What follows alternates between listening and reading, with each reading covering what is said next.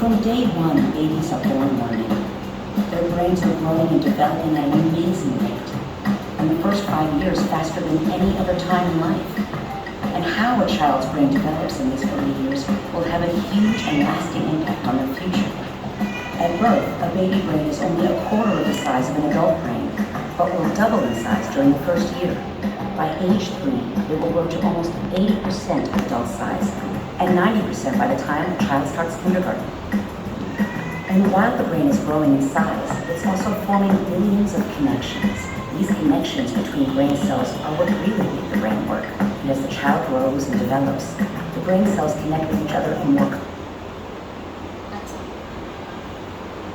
আমরা যদি এটা একটু নোটিস করি, আমরা দেখব কি এই যে ছোট ডটগুলো, এগুলো হচ্ছে নিউরন। আচ্ছা, আমরা সবাই কিন্তু জানি যে নিউরন কানেকশন নিচ্ছে, ছোট বাচ্চাদের অনেক নিউরন থাকছে, কিন্তু 5 ইয়ার্সের মধ্যে 90% ব্রেন ডেভেলপ হয়ে যাচ্ছে, তাই না? কিন্তু আমরা আজকে আরেকটু ডিটেলস জানবো, এই যে নিউরনগুলো কানেকশন নিচ্ছে, আসলে এগুলো কীভাবে কানেকশন নিচ্ছে। এই কানেকশন নেওয়ার ক্ষেত্রে ওদের জন্য সবচেয়ে ইম্পর্টেন্ট খাবার, মানে ব্রেনের জন্য খাবার হচ্ছে ইনফরমেশন। তার মানে ওরা হচ্ছে কোনো কিছু দেখবে, চিন্তা করবে, সাথে সাথে এখান থেকে একটা স্পার্ক আসবে। স্পার্ক এসে একটা আরেকটার সাথে কানেকশন নেবে। এই যে এই ব্রেন সেলটা আসলে স্টিমুলেটেড হয়েছে কোনো একটা অবজেক্ট দেখে কিংবা কোনো একটা ইনফরমেশনের কথা শুনে, দেন এটা থেকে স্পার্ক হচ্ছে। স্পার্ক হয়ে একটা আরেকটার সাথে কানেকশন নিচ্ছে। আমরা আবার আরেকটু পরে যাই। Complex ways. Different areas are responsible for different abilities, but they're all interconnected. They all contribute to the child's overall health. এই জায়গাটা দাঁড়িয়ে আমি বলছিলাম, আমরা সবাই জানি ব্রেনের 5টা ডোমেইন। হ্যাঁ, ডোমেইনগুলো ডিভাইড করা আছে। এখন যেমন ধরুন আমরা 5টা ডোমেইনই স্টিমুলেশন দিচ্ছি, ইনফরমেশন দিচ্ছি, ওদের সাথে ইন্টারঅ্যাক্ট করছি। যখনই আমরা ইন্টারঅ্যাক্ট করছি, ডোমেইনগুলো ইন্টারকানেক্টেড হচ্ছে। মেইন কোশ্চেন হচ্ছে আপনাদের কাছে, আমরা কি 5টা ডোমেইনের খাবার দিতে পারছি? আমরা কি 5টা ডোমেইনের ইনফরমেশন দিতে পারছি সো দ্যাট ওরা স্পার্ক করে, সো দ্যাট তারা ইন্টারকানেক্টেড হয়? এখন আমি যদি আরেকটু এক্সপ্লেন করি, এই যে ওরা ইন্টারকানেক্টেড হচ্ছে একটা আরেকটার সাথে, এর মাধ্যমে কি হচ্ছে, এখানে একটা রাস্তা তৈরি হচ্ছে। এখন যে বাচ্চার 0 to 5 stimulation, that means information, আমরা কী ধরনের এনভায়রনমেন্ট দিতে চাই, আমরা কী ধরনের ইনফরমেশন দিচ্ছি, আমরা কী ধরনের পার্সোনালিটি আশা করছি তার কাছ থেকে, এই জিনিসটা ফরমেশন হয়ে যাচ্ছে 0 to 5। এই যে রাস্তাগুলো তৈরি হচ্ছে, এই রাস্তাগুলো যত চওড়া, মানে দ্যাট মিনস 0 to 5 যত স্টিমুলেশন পাচ্ছে তত রাস্তা চওড়া হচ্ছে। আর আচ্ছা বলেন তো, একটা রাস্তা যদি খুব সুন্দর থাকে, হ্যাঁ, সেই রাস্তা দিয়ে গাড়িটা যেতে কেমন লাগে? আবার ধরেন একটা রাস্তা এত বেশি কি বলবো, ন্যারো, এত বেশি সামনে গেলে রাস্তা পাচ্ছি না, আবার সামনে গেলে রাস্তা পাচ্ছি না, বন্ধ, তখন সেক্ষেত্রে কি আমরা অনেক বেশি পাজেলড হয়ে যাবো না? ঠিক সেইভাবেই বাচ্চাদের ব্রেনটাও তৈরি হচ্ছে। যদি এই রাস্তাগুলো আমরা চওড়া করে দিতে পারি 0 to 5 এর মধ্যে, তখন ইনফরমেশন পাসগুলো খুব দ্রুত হবে, যার মাধ্যমে কি হবে আমরা আরেকটু ভিডিওতে দেখি।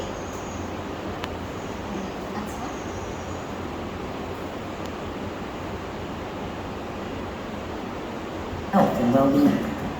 These early brain connections set the stage for higher level skills to develop later on, like motivation, focus, problem solving. আচ্ছা, আমরা আলটিমেটলি কি চাই?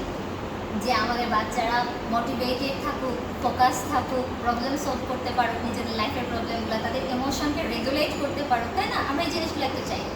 কিন্তু এই জিনিসগুলো যে আমরা চাচ্ছি, আমরা 0 to 5 কি তাদেরকে প্রপার এনভায়রনমেন্ট কিংবা প্রপার ইনফরমেশন দিতে পারছি? ছোট্ট করে যদি আরেকটু বলি, বাস And getting along with others. Things that really make a difference in a person's ability to learn and do well in school and in life.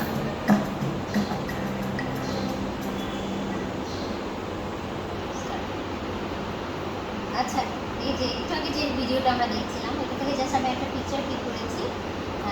এই যে ডোমেইন, আমরা ডোমেইন সম্পর্কে কিন্তু সবাই জানি যে physical domain, emotional domain, thinking domain, language domain.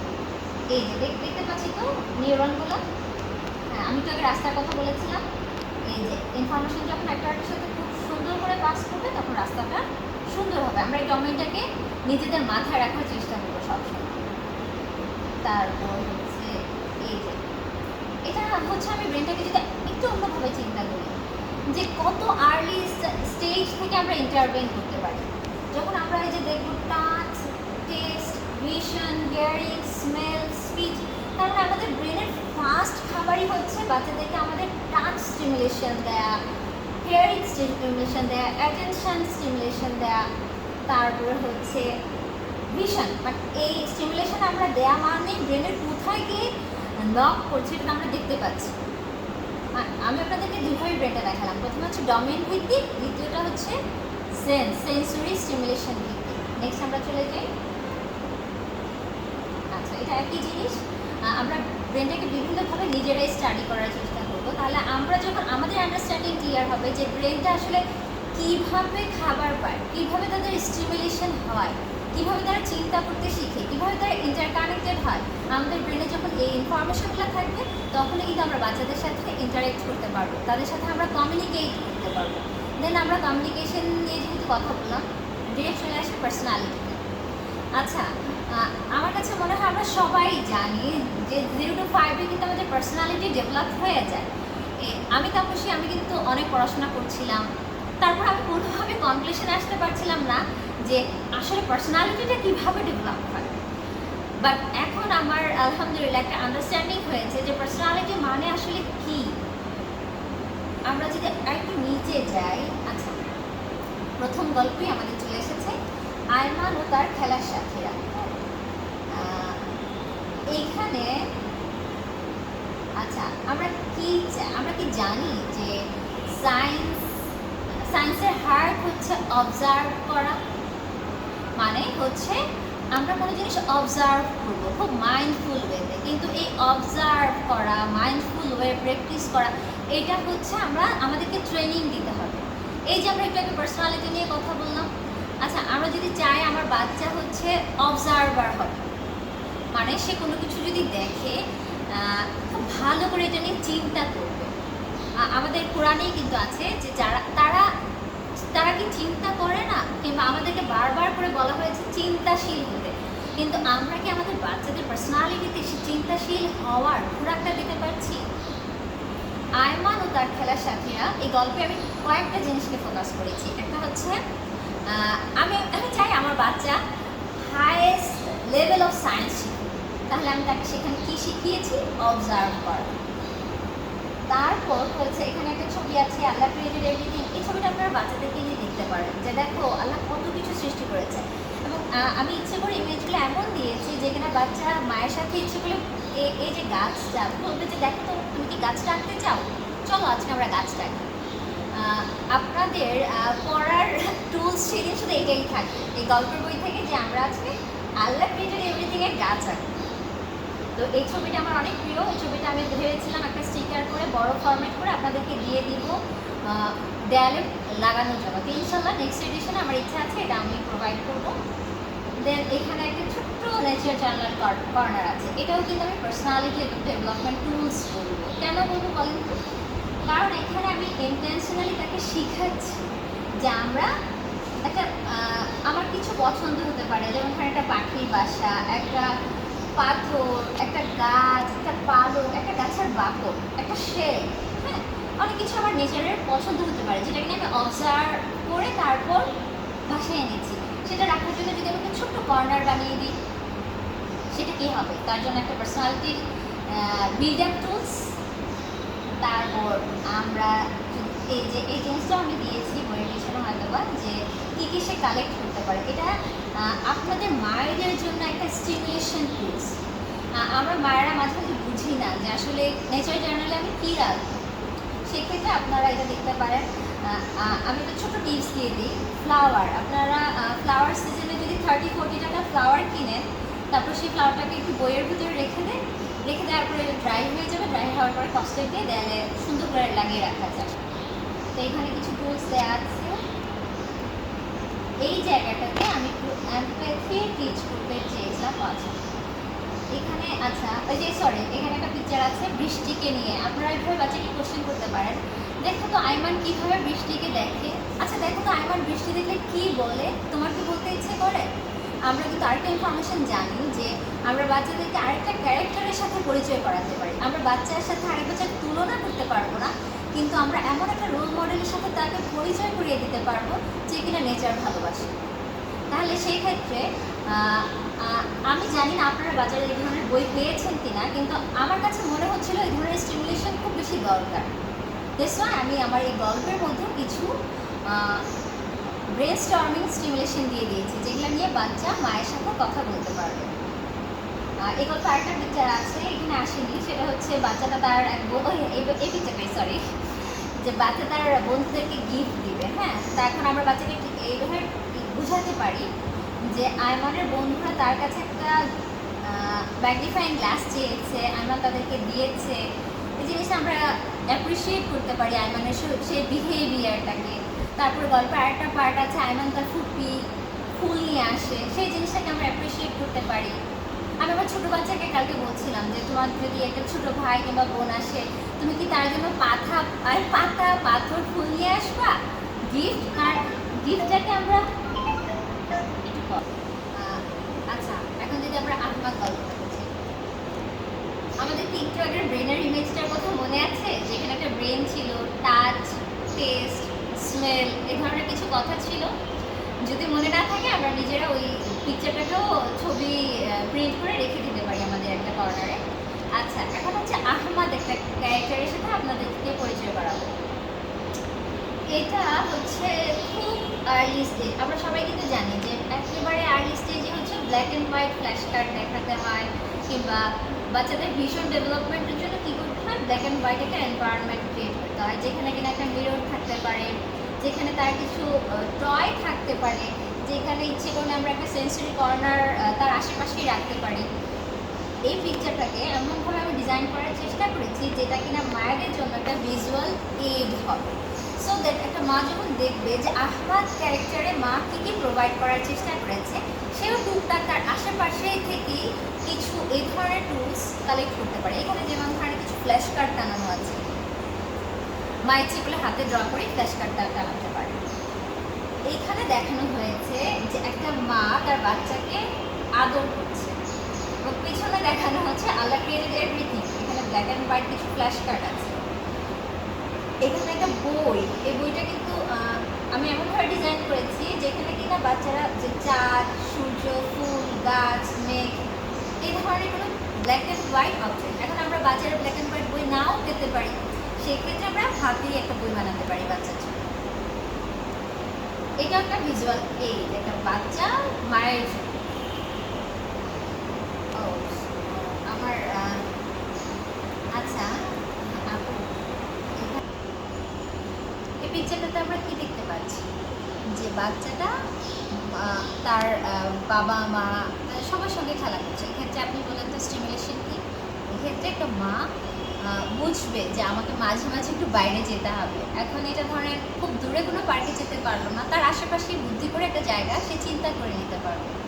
এখানে আমি চেষ্টা করেছি যতগুলো খেলা 0 to 2 এর মধ্যে বাচ্চার ক্রিয়েটিভিটি, পার্সোনালিটি, তারপর হচ্ছে যে ব্রেনের যে ডমিনটা দেখালাম না, যতগুলো খেলার মাধ্যমে ব্রেনের ওই ডমিনটাকে আমরা স্টিমুলেট করতে পারি, মানে দেখো এবং চিন্তা করো, মানে স্পার্ক ঘটাতে পারি, ততগুলো খেলা এখানে দেয়া হয়েছে। এবং প্রত্যেকটা খেলা সায়েন্টিফিক, যেটা খেললে কিনা বাচ্চাদের ব্রেন ডেভেলপ হবে। এখন একটা খেলা আমি দেখালাম এখানে, বাবলস প্লে। একটা মা যদি জানে যে আমার বাচ্চার সাথে একবার বাবলস খেলতে হবে, সে কোনো না কোনোভাবে একটু টাইম ম্যানেজ করে নেবে, কিংবা কোনো না কোনো সবভাবে একটা ডে ম্যানেজ করে নেবে যে এই খেলাটা আমি একটু খেলি। তারপরে এখানে যেটা পিকাবু খেলার কিছু পিকচার দেওয়া হয়েছে, যেটা কিনা মা ইচ্ছে করলে বাচ্চার সাথেও ইন্টারেক্ট করতে পারে। বাচ্চা যখন একটু বড় হবে, 2 বছর 2.5 বছর, দেখো বাচ্চাটা কীভাবে পিকাবু খেলছে। তারপর হচ্ছে এইখানে আমি চেষ্টা করেছি সেন্সরি বোতলের কিছু আইডিয়া দেওয়ার, যেখানে কিনা মা নিজে থেকেই কিছু সেন্সরি বোতল বানাতে পারবে। এইখানে হচ্ছে বেলুন প্লেটা দেয়া হয়েছে ছবিটা।